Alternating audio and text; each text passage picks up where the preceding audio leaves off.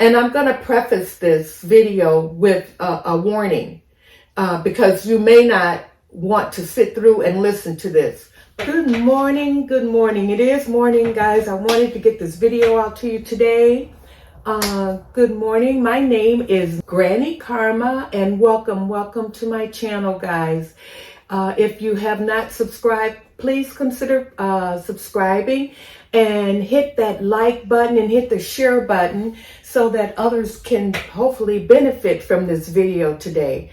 Well, today I wanted to talk to you guys about a few things. First of all, let me thank each and every one of you that expressed such overwhelming concern about my issue with that person who sort of or did rip me off of some money. Guys, it was not really the dollar value. It was just the integrity of the entire situation. And I want to thank all of you guys that reached out to me to comfort me and support me. You guys are amazing. And just seeing the heartwarming messages from you guys made it all go better. It's all better. So I'm not going to concentrate on that. We're going to keep going and go on to the next thing. Now, today I want to talk to you about the national alert that we're all going to receive on all of our smart devices, on our TVs, on our telephones, anything else that we may have. Some people even have smart refrigerators. I would imagine the alert is going to go out on that. Well, I want to just give my little 2 cents worth for the reason why I don't agree with it. But of course, this was not something that we were able to vote on. This is something that was determined for us.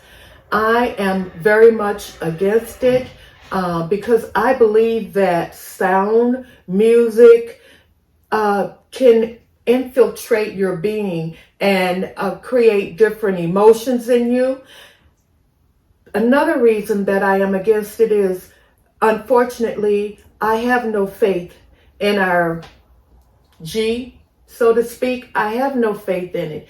Any G that can condone and execute and pay for to enslave another person, who can make it legal for one person to have the authority over life and death, to make it possible for one other person to determine who keeps their children, who can murder and rape people. The government condoned it. And do you think that I'm going to listen to a government that condoned and perpetrated slavery?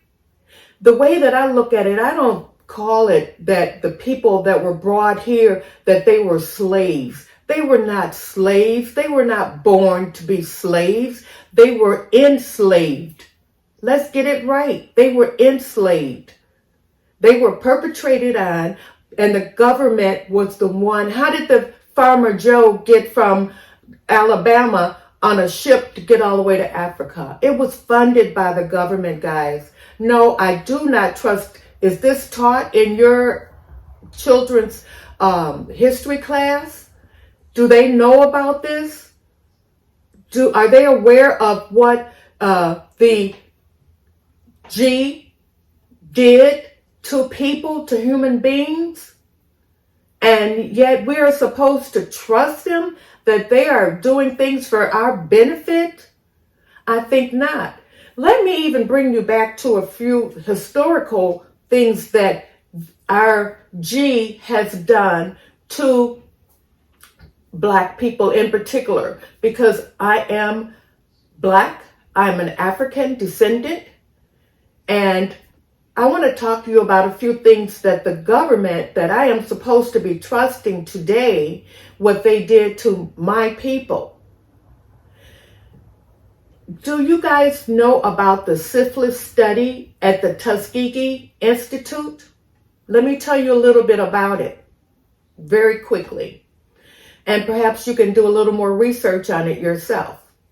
In 1932, the USPHS, working with the Tuskegee Institute began a study to record the natural history of syphilis.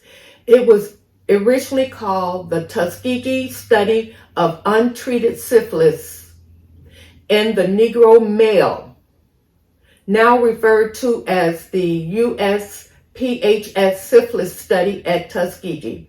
The study initially involved 600 black men, 399 with syphilis, 201 who did not have the disease. Participants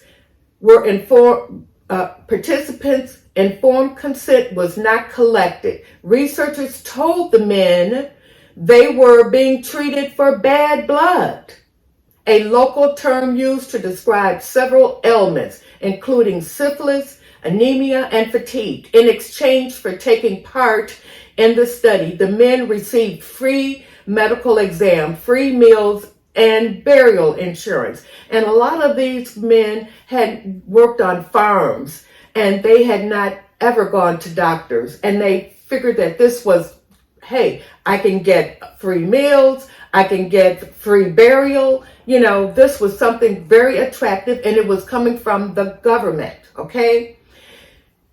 By 1943, penicillin was the treatment of choice for syphilis and becoming widely available.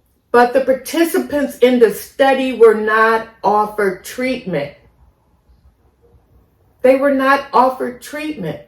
They gave these men placebo injections. They pretended like they were treating them. And I'm supposed to trust anything coming from the G? I'm supposed to trust anything coming from them? I think not. Our phones and TVs are going to emit this sound, whether we want it or not. Don't we have a choice in any particular situations?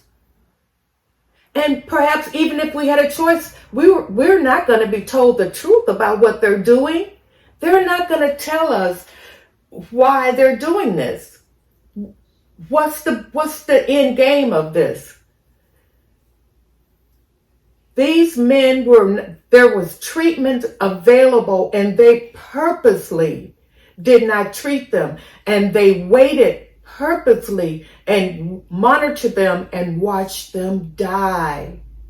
Watched them die so that they could record it.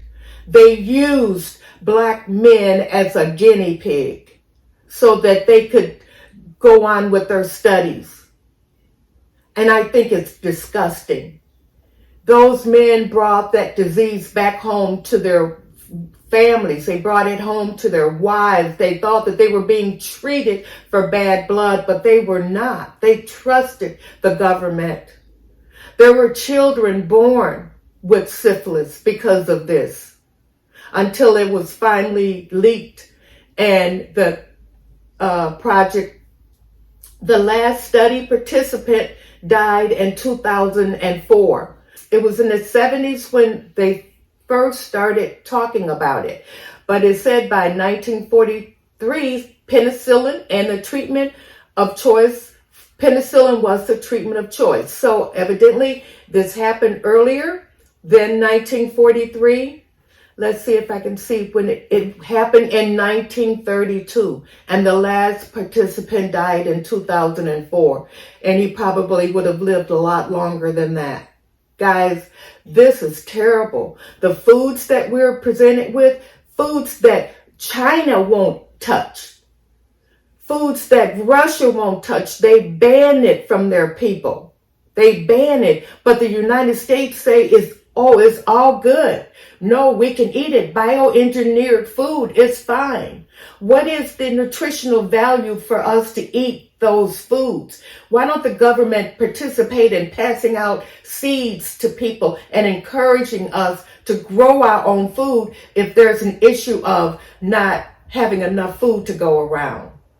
Another thing that I want to talk to you about, I wrote myself a few notes.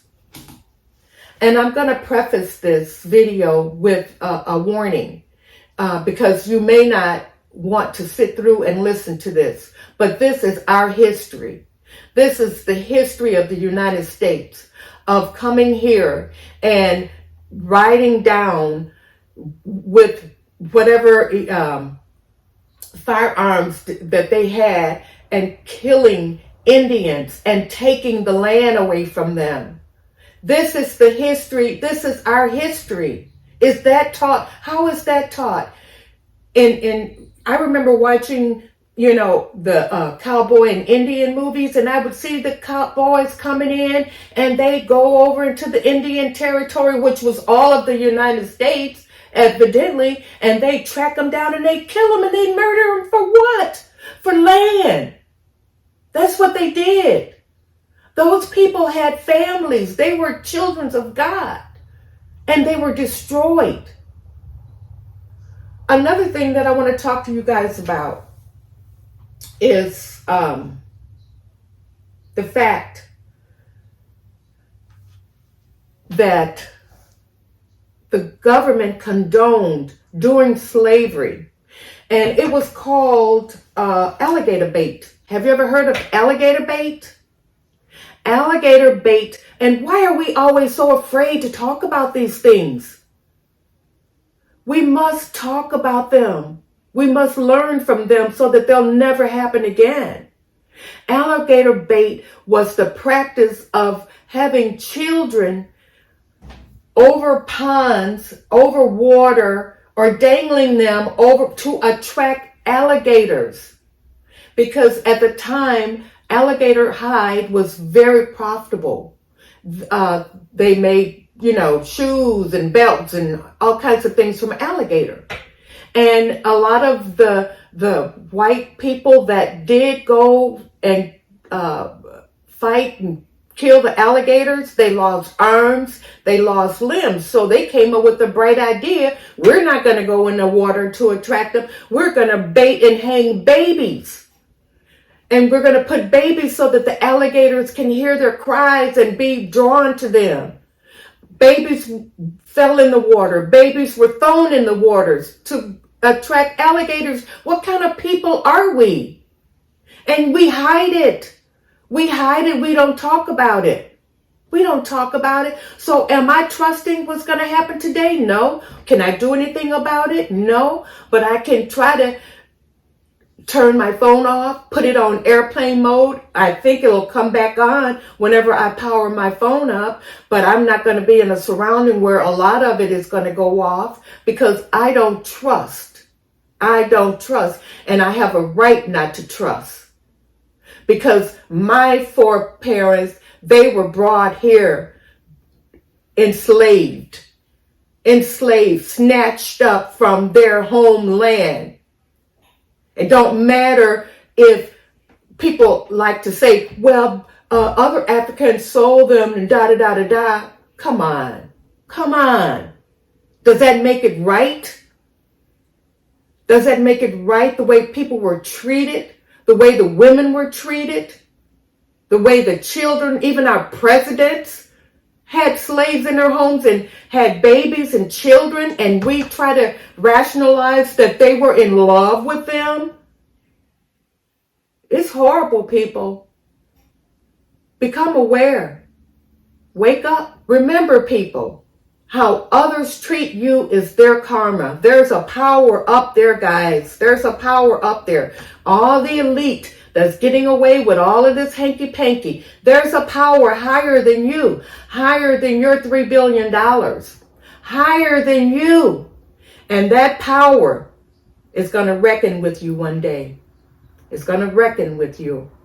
Always remember how others treat you is their karma, but how you respond, my babies, is your karma.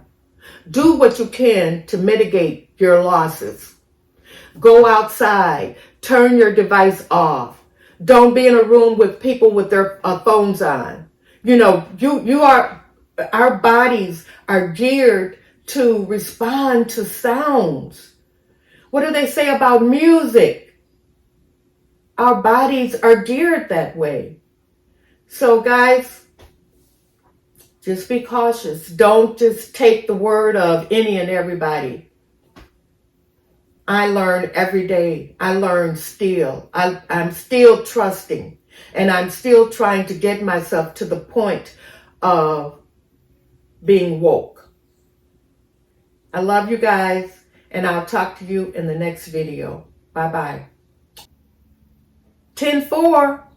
I'm out.